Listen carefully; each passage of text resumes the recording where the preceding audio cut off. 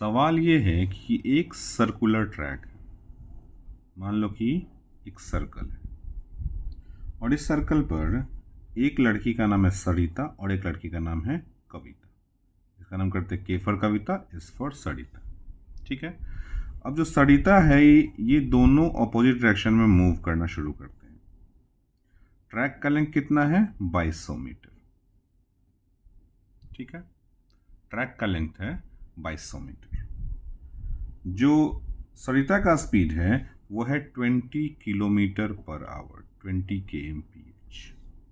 ठीक है, अब हमको पता है कि अगर kmph को हमको मीटर पर सेकंड में कन्वर्ट करना है तो इंटू 5/18 से मल्टीप्लाई करना है। ठीक है, अब यहाँ क्या हो जाएगा? यहाँ हो जाएगा 100/18 मीटर पर सेकंड। ये इसका रफ्तार हो गया। अब कविता का रफ्तार कितना दिया हुआ? कविता का रफ्तार दिया हुआ 16 kmph।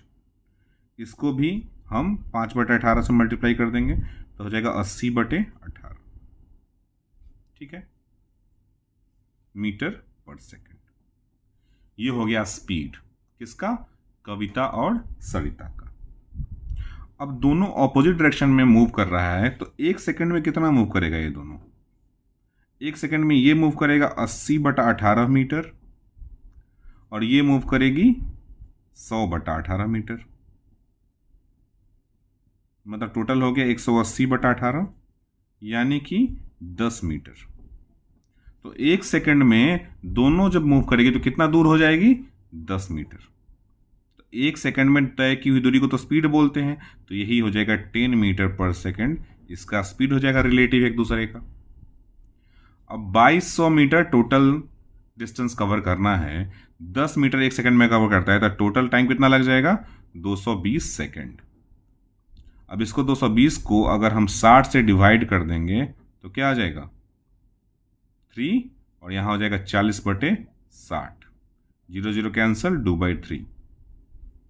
तो 3 मिनट और 2/3 इंटू 60 सेकेंड, तो ये हो जाएगा 20×3 60 और 20×2 40, यानी 3 मिनट और 40 सेकेंड लगेगा टोटल टाइम। यही होगा आंसर। और यही सवाल पूछा गया है SSC CGL 2025 में। तो सवाल तो आसान है लेकिन कॉन्सेप्ट अगर आपका क्लियर है तो आप इसको बड़ी ही आसानी से सॉल्व कर सकते हैं। और अगर आपको कॉन्सेप्ट नहीं पता है किस चीज का? रिलेटिव स्पीड का। रिलेटिव स्पीड का एक मिनट में जितना दूरी हो जाए इन दोनों के बीच का, उसी को हम बोलेंगे रिलेटिव स्पीड। और उसी का ही सवाल है।